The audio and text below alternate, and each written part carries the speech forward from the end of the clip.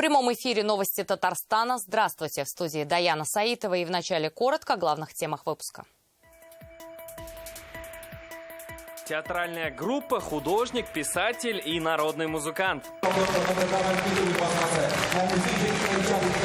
Кто в День родного языка получил премию имени Габдуллы Тукая, расскажет Салават Мухаммадулян. О цифровых двойниках и установках для водорода. Сегодня без водорода практически серьезных вещей делать невозможно. Какие высокие технологии могут появиться в Татарстане, узнал Дмитрий Аренин. Продуктовый обман. Кто обеспечивает нас этими мясом, крупами, быть очень осторожным. Почему сейчас их качество может хромать, выяснял Рамиль Шайдуллин. Чтобы English был perfect. Почему для студентов Казанского федерального даже не стоит вопрос, быть или не быть шекспировским чтением, узнал Сергей Хайдаров. Его имя вечно. 133 года сегодня исполнилось бы светилу татарской поэзии Габдулле Тукаю. Поэт, литературный критик, публицист, переводчик и общественный деятель.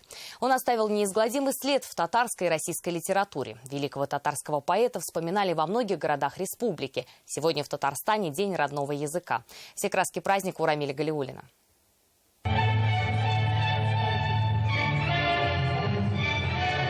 Сквер Тукая сегодня в лучах яркого солнца, а памятник в центре внимания. У подножья сотни ценителей творчества поэта. Утром Рустам Минниханов, Ментимир Шаймиев, Фарид Мухаммедшин и другие деятели принесли цветы Тукаю.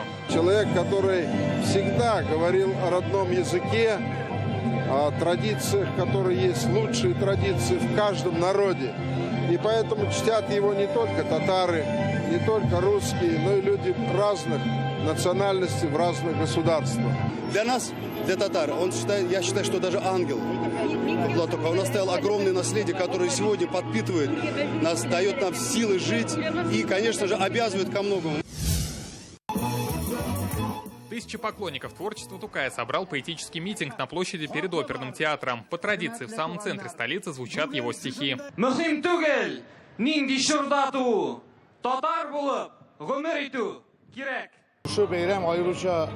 Это особенный праздник, потому что Тукай – это наша надежда и опора. Память о нем, как и его творчество, будет жить вечно. Поют и читают стихи сегодня и в Москве. Мемориал Тукая в столице буквально усыпали гвоздиками, а песни пели хором. Творчество поэта вспомнили и в Нижнекамске. На площади сегодня победители конкурса чтецов стихов Тукая. Самому старшему 74, младшему всего 4. Прожил очень мало, но много оставил за собой. Мы его любим, помним и будем помнить. Рады этому празднику.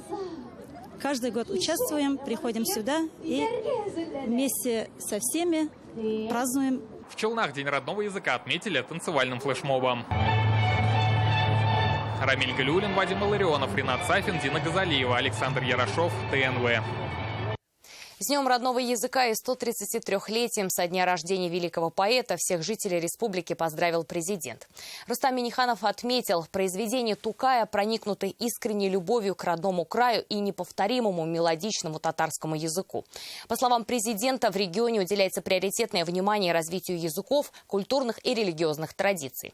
Цитата. «Пусть же в этот прекрасный праздник каждый из нас вспомнит строки из любимых произведений, которые согреют его душу и еще раз дадут прочувствовать величие и красоту родного языка», добавил в заключение президент Татарстана. Президент и сам показал примеры и вспомнил в своем инстаграм стихотворение Тукая. Жанымны ал, ләкин зинһар шөһрәтемне алма. Минемчә онытылган, ташланган булу үлүдән яманрак. Мин үлсәм дә, гаҗиз исмем үлмәсен, угалмасын. Син дә мине дус күрерсең. Новый зал, 16 участников и 4 лауреата. Сегодня в Казани стали известны обладатели государственной премии Габдуллы Тукая. Награды в концертном зале имени Ильгама Шакирова вручил президент. Кто они и как шли к самой высокой награде? Салават Мухаммадулян. День родного языка, дата рождения великого татарского поэта и вручение премии имени Габдуллы Тукая. А еще 26 апреля теперь день открытия концертного зала имени Ильгама Шакирова. 3000 аплодисментов встречают президента республики. Именно по его решению концертному залу присвоили имя татарского певца. На сцене 8 медиаэкранов, а сама площадка может трансформироваться. Аэропортка Абдулла Тукай исемен кушты. Бу залга без Ильхам Шакиров исемен кушты. Игелекле сагатта булсын, уңышлылар булсын, бергә рәхәтен күрергә насип булсын. Великому татарскому поэту Габдулле Тукая сегодня 133. Премия его имени – вершина Олимпа для деятелей искусства и литературы. В этом году сразу 4 победителя. Надир Альмеев – ведущий художник республики. Иллюстрации к произведениям Габдуллы Тукая, Сибгата Хакима, Равиля Файзуллина «Пейзажи Татарстана». Он оформил больше 70 книг. Свой успех он объясняет просто – воспитание. И литература, и потом друзья, которые были у отца, поэты, Ахмед Ерикей, Мустафа Нугман. Они же все были рядом. Поцелуй от супруги на удачу, и Талгат Галиуллин идет за своей наградой. Премия Тукая татарскому писателю за роман-эссе, книгу и литературно-критическое издание «Мы – потомки страны Тартария». Тукаем и горжусь, и стараюсь его понять. Почему, скажем, вот Тукай велик? Потому что он, с одной стороны, опирался на тысячелетнюю традицию татарской поэзии, на русскую поэзию, обратил внимание и на западноевропейскую поэзию. Айдар Файзрахманов на сцене, как у себя дома. Художественный руководитель госансамбля фольклорной музыки. За народное творчество премия имени народного поэта. Ощущения, они продиктованы не только то, что я получил сегодня Тукайскую премию. Сегодня открывается этот великолепный зал. Сегодня день рождения Габдуллы Тукая. И сегодня такая публика здесь собралась. Наверное, каждой душой сегодня радуется. 4-я награда на сегодня сразу 3 деятелям. Лауреаты, артисты театра Галиаскара Камала, Люция Хамитова, Радик Бариев, Искандер Хайруллин. Золотая тройка казанских постановок. Это все благодаря нашему театру Галиаскара Камала. Если первую премию в 1958 году получил тоже наш спектакль, да, «Без ветрил», «Желкен Сизляр». Мин лауреатларына шын көңілден құттықтаймын. Келешекте де міне шундай зор әсерлер, мотор китаплар болар деп ышанам. Впервые за долгое время сразу 4 лауреата. Праздничный концерт и в День родного языка народный гимн.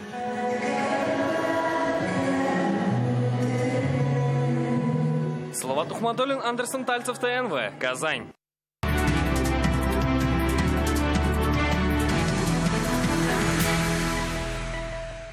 К другим темам. В Доме правительства сегодня говорили на языке цифр и научных терминов. Здесь прошло заседание Совета директоров Татнефтехиминвестхолдинга. Для промышленности Татарстана разработчики из разных городов страны представили очередную порцию новых технологий. Чем могут заняться цифровые двойники и какие связи хотят разрубить, расскажет Дмитрий Аринин. Талия, ты уже ту одежду сняла, да? Такая красивая была вчера. Но сегодня тоже красивая. Вчера очень красивая была.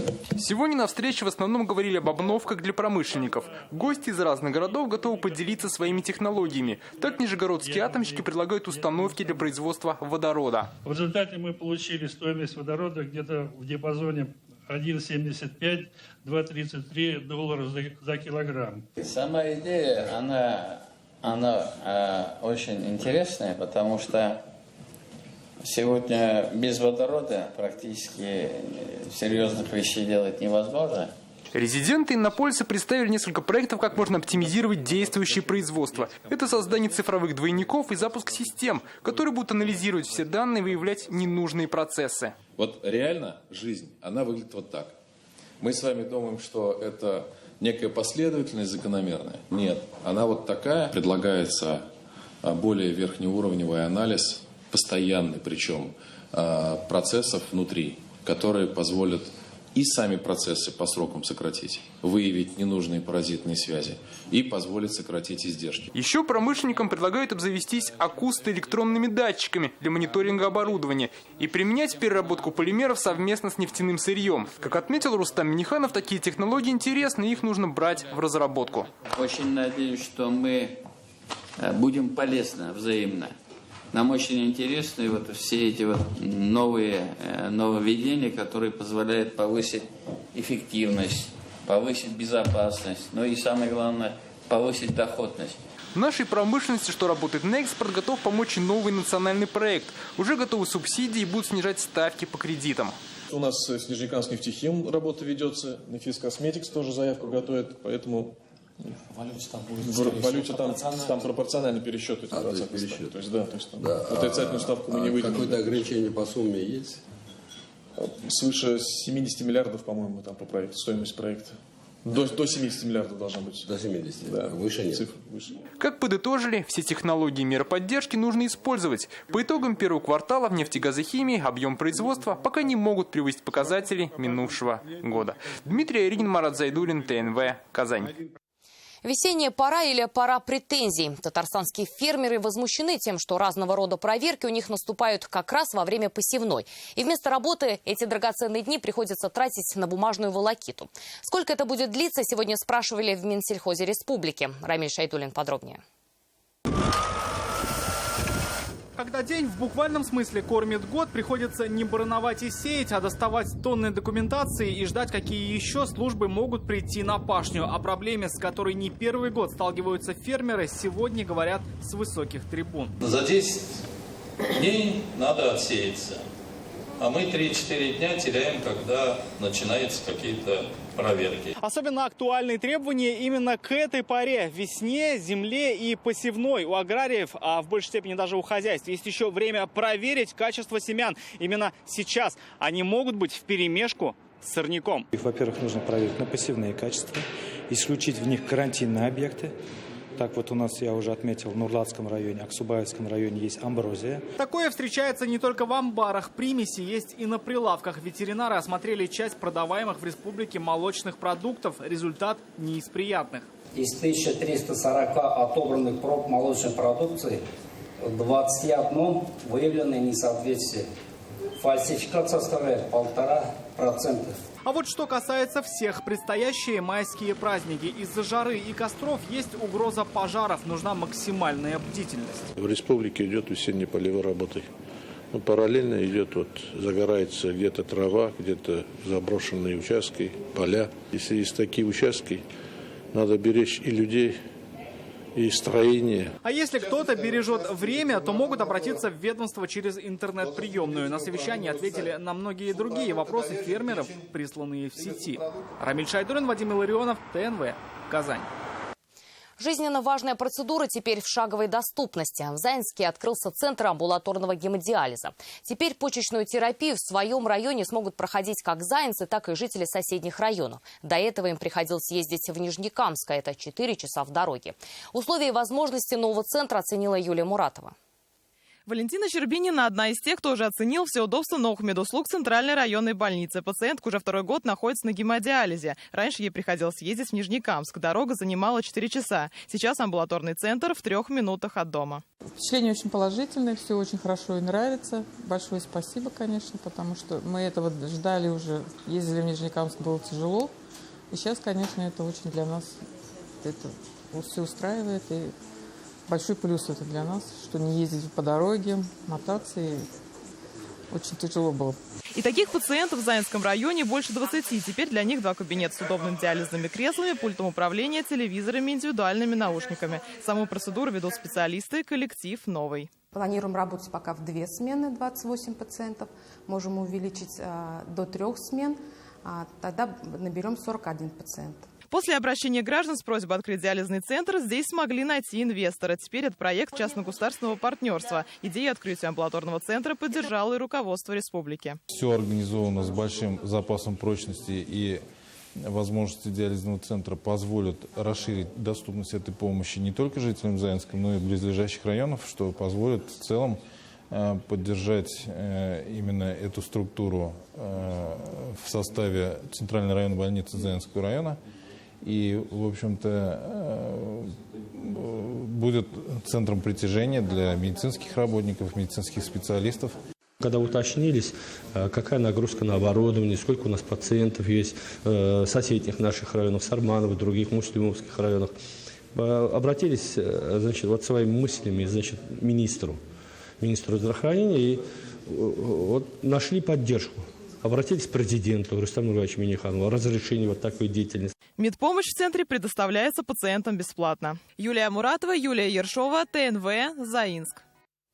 Метаморфозы бедности или новый индикатор нищеты. Как из-за 40 квадратных метров пенсионеров лишили транспортных льгот. В интернет-газете «Реальное время». Это новости Татарстана, и смотрите далее. Чтобы English был perfect. Почему для студентов Казанского федерального даже не стоит вопрос, быть или не быть шекспировским чтением, узнал Сергей Хайдаров. Казань попала в его фокус 30 лет назад. Она очень изменилась, конечно, в лучшую сторону. Просто стала замечательной. О встрече казанцев с российским режиссером Алия Хайруддинова. Пообщались с жителями и проверили, как началось воплощение системы полилингвального образования. Сегодня в Елабужском районе прошел День Единой России. Это партийный проект, цель которого – услышать проблемы на местах и помочь их решить. Какие результаты? Вероника Гайнудинова. 50% будут размещены дети ясельной группы, и 50% это уже средние, старшие группы, дошколята, да. Такой диалог о строящемся в Елабуге садике, что станет частью местного полилингвального комплекса. Строительство планируют завершить в конце этого года. Учить русский, татарский, английский языки здесь будут 200 малышей. На следующий год у нас школа будет строиться полилингвальная на 1224. Ну, туда же привязываются наши садики, 35-й, 39-й. Мы уже лет 5 назад закупили эти садики на оборудование для изучения английского языка. Садик должен решать задачу партийного проекта «Демография». По нему нужно избавиться от очередей в детсады. Сдержать тарифы на тепло для населения должна новая газотурбинная установка тепловой электростанции. Ее также сегодня посетил Фарид Мухаммедшин. И самое главное, мы встречаемся с населением, с людьми, для того, чтобы еще раз посмотреть, какие волнующие их вопросы беспокоят, болевые точки в городе, в районе.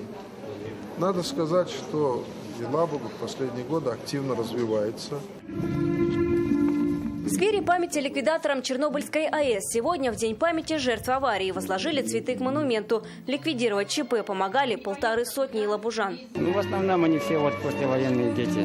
То есть это 45-го года, 49-го, 50-го года.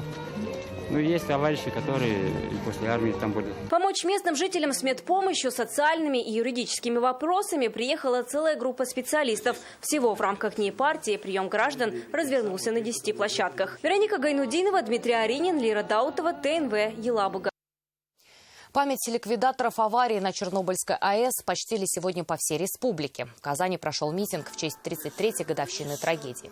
К мемориалу героев-ликвидаторов возложили цветы жители города, участники ликвидации, их родственники, казанские школьники, учащиеся кадетских классов МЧС и многие другие. В Мамадыше отметили дату открытием реконструированного памятника. Он символизирует жизнь. Обелиск представляет собой цветущую яблоню. Воплотить идею мемориала чернобыльцам помогли скульпторы и художники. Первые чествования сегодня с предстоящим Днем Победы поздравили единственного ныне живого татарстанского героя Советского Союза Бориса Кузнецова. В годы Великой Отечественной войны он прошел от Волхова до Берлина, а при форсировании Днепра удостоился золотой звезды героя. Ветеран гостей сегодня принимал в своем доме в Лаишево. Добрые слова, секреты долголетия и воспоминания о военном подвиге в нашем репортаже. Должны прийти гости, которые в сегодняшний день должны побыть вместе за нашим круглым столом. Он сам накрывает на стол. Борис Кириллович любит готовить и сегодня помогает в домашних хлопотах. При этом, как всегда, демонстрирует ораторское искусство. Мы делаем все, чтобы каждый из нас получал удовольствие за этим прекрасным столом. Дорогой уважаемый Борис Кириллович, здравствуйте. Поздравляем вас с наступающим Днем Великой Победы. Бориса Кузнецова всегда поздравляют одним из первых. В преддверии праздника цветы и теплые слова от имени президента республики. Ветеран – единственный сейчас в Татарстане ныне живой герой Советского Союза. Удостоился золотой звезды при форсировании Днепра. Сейчас Борису Кирилловичу уже 94, он по-прежнему бодр. Победа не просто нам далась нашей стране Советского Союза. Мы потеряли 27 миллионов человеческой жизни. Но мы отстояли честь и независимость нашей Родины. Сегодня в республике 38 800 ветеранов Великой Отечественной. Из них 1233 участники. Никто из них не останется без подарка. Самый большой такой наградой, самым большим счастьем, наверное, для каждого ветерана, прежде всего, это было бы сохранение памяти о тех страшных днях, о том, какой ценой досталась победа нашей стране и сколько жизней мы заплатили, и сохранение памяти, прежде всего, в каждой семье. А Борис Кузнецов, сегодня проводив одних гостей, сразу будет встречать других. Именно внимание и общение дают ему силы, признается ветеран. Елена Веселова, Альбина Асылгараева, Ильшат Мухаметов, ТНВ, Казань. В Казани уже идут репетиции Парада Победы. В танковом училище сегодня нам удалось снять эксклюзивные кадры. Здесь маршируют танкисты, десантники, сотрудники МВД, МЧС, ветераны войск, а также юноармейцы, студенты и другие. Оттачивать мастерство участники парада будут еще на нескольких репетициях, после чего встретятся на генеральной 8 мая у стен Кремля.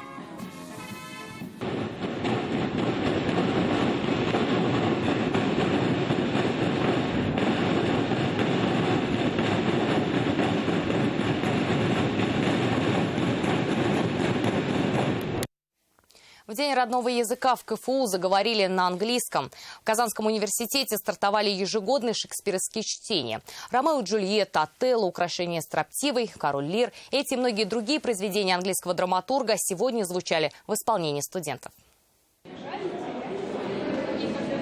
Быть или не быть шекспировским чтением в Казанском университете? Такой вопрос здесь даже не стоял. Об этом говорит хотя бы количество студентов, которые пришли сюда сегодня в них поучаствовать. Все что-то репетируют и говорят на английском. Как оказалось, это не просто студенты, а 3 хорошо подготовленные команды. Сегодня им нужно и знание произведений Шекспира проявить, и Perfect English продемонстрировать.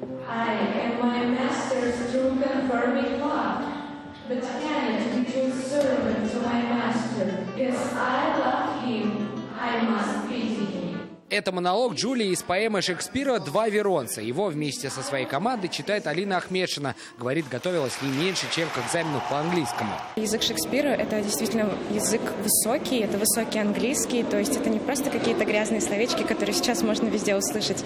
То есть, сравняясь с Шекспиром, мне кажется, можно получить довольно высокий уровень английского. Собственно, за этим сюда многие и пришли. Повысить свой уровень. Читать Шекспира на английском – это все равно, что Толстого на русском или Тукая на татарском. Одним словом, классика. Такие встречи, посвященные английскому поэту, уже стали ежегодными. Первый год мы проводили сонеты, и учили, и декламировали сонеты. В прошлом году у нас было такое более творческое музыкальное мероприятие. Мы даже пытались спеть рэп со сцены по мотивам Шекспира. А зачем это нужно? Для того, чтобы повышать, наверное, уровень знаний, уровень образования людей, приобщать их к культуре английского языка. Каким образом в КФУ будут приобщать к Шекспиру в следующем году, здесь еще не решили. Но то, что чтения будут проходить и дальше, известно точно. Сергей Хайдаров, Ренат Сафин, ТНВ, Казань.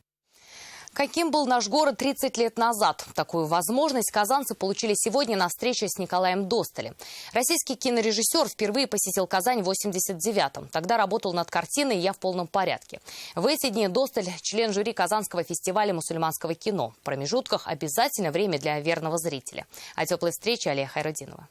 Маловато нас, но я думаю, подтянутся люди, потому что... Зал не полон, рабочий день, но тем и дороги те, кто пришел на встречу с Николаем Досталем, российским режиссером. Им есть что спросить, а ему что ответить, ведь за плечами десятки картин. Какой из этих фильмов вам наиболее дорог? Я с ней, по крайней мере, объездил очень много кинофестивалей зарубежных, получил массу наград. Назывался она «Облако рая». «Облако рая» приносит известность. Штрафбат Тэфи, Петя по дороге в Царствие Небесное.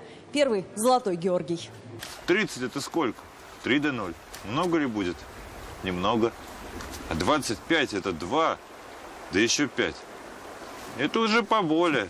В Казани Николай Досталь был 30 лет назад. Снимал картину «Я в полном порядке». В ней можно увидеть Казанский вокзал. Поезд номер 28, Татарстан, сообщение Москва-Казань. Местные гостиницы запомнились тараканами, а улица Баумана своим спокойствием. От современной Казани Николай Досталь в восторге. На фестивале мусульманского кино член жюри говорит, у кинематографа такого формата есть будущее. Впервые узнал из уст вашего президента, что мусульман в России свыше 20 миллионов. То, что это фестиваль именно мусульманского кино, по-моему, он единственный, по-моему, в мире даже. Я не знаю, есть ли еще такие фестивали. Это здорово. Напомним, на фестиваль номинированы 55 фильмов. Итоги подведут 30 апреля. Алия Хайрудинова, Рамзиль Гарипов, ТНВ, Казань. Двойной праздник. Народный артист Татарстана Рустем Абязов отмечает свой юбилей. Создателю и бессменному руководителю оркестра «Ля Примавера» исполняется 60 лет. Сегодня второй концерт, который посвящен его юбилею. И если первый был в легкой комедийной форме, то сегодня все по-взрослому, мелодраматично. Какие мировые исполнители приехали его поздравить и чем сам мастер удивляет сегодня, увидел Рамиль Шайтулин. Маэстро в раздумьях сочиняет свою новую партию картин. Одна из многих, что за многие и многие годы его творчества подарили его ценители. Сегодня посмотреть на его игру приходят уже целые концертные залы.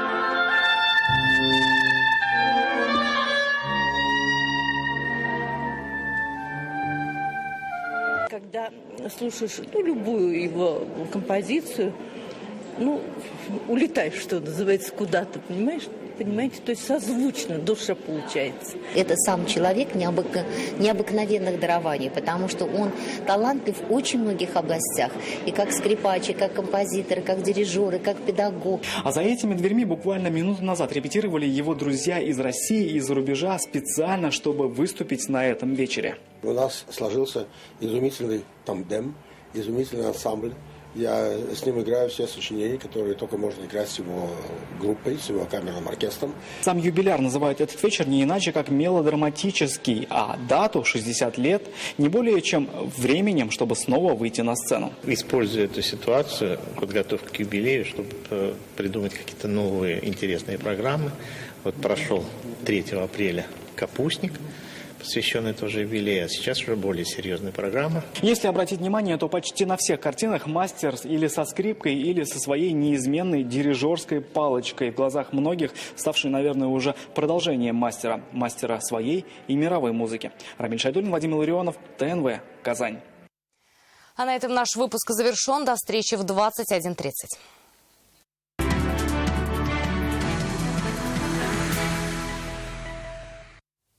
Добрый вечер. Новости спорта на ТНВ, в студии Алмаз Гафиятов. 6-й финал подряд. Волейболисты из «Зенита» вновь сразятся за главный трофей страны. В полуфинальной серии казанцы не оставили шансов «Факелу» из Нового Уренгоя. По сумме 2 матчей соперники не смогли выиграть даже один сет. 3-0 в Казани – такой же результат на выезде. В плей-офф «Зенит» просто неудержим. В решающих матчах по всем позициям татарстанские игроки показывают системный и четкий волейбол. Наш соперник по финалу – Кузбасс. Кемеровчане впервые в своей истории добрались до решающих игр чемпионата. А такой непредсказуемый соперник, он опасен вдвойне. Довольны, что победили. Я говорю, неважно, просто сегодня так сложилось, что все на меня больше игралось. Поэтому хорошо, что все получилось. Если 3-0 брать, да, но из 6 партий 4 или 5 на больше-меньше получилось. В принципе, удачно сыграли концовки и дожали соперника. На стрельбище Дубрава в Адыгее стартовал розыгрыш первого этапа Кубка России по стендовой стрельбе. Во второй день соревновательной программы стрелки разыграли 2 комплекта наград в трапе. В женском турнире на 3-ю ступень пьедестала поднялась татарстанская спортсменка Екатерина Субботина. По итогам квалификации она лидировала, а в финальном раунде совершила 18 точных выстрелов. Еще одна представительница татарстанской школы стендовой стрельбы Полина Князева остановилась в шаге от финала. К другим темам. Уже завтра в столице Татарстана стартует российский чемпионат по художественной гимнастике в групповых упражнениях. За победу борьбу ведут более 40 команд со всех регионов страны. Среди главных фаворитов гимнастки Москвы, Санкт-Петербурга, Нижегородской, Омской, Ростовской, Ульяновской областей. Татарстан будут представлять основной состав сборной команды республики и команда спортивной школы Олимпийского резерва «Грация». И это все новости спорта к данной минуте. Будьте здоровы и занимайтесь спортом. До свидания.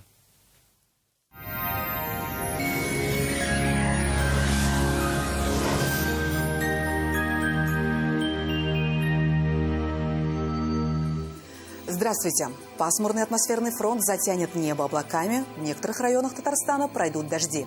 Но температуры будут довольно высокими. Более подробнее о погоде после небольшой информации. Вам нужен шкаф-купе.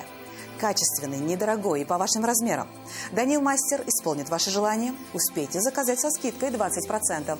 Danil-master.rf. Телефон 2 167 166. По данным сервиса Яндекс.Погода, на юго-востоке в Бугульме, Бавлы, Азнакаево будет без осадков и 17 градусов тепла.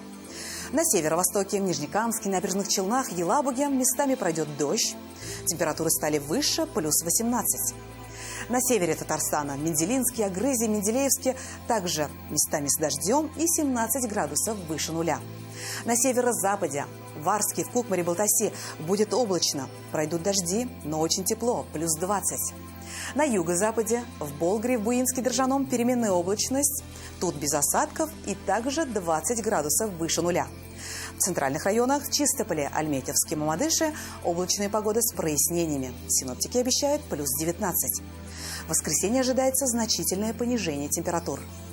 Федеральная сеть медицинских центров «Доктор Ост». Лечение самых сложных заболеваний позвоночника и суставов без боли и хирургического вмешательства.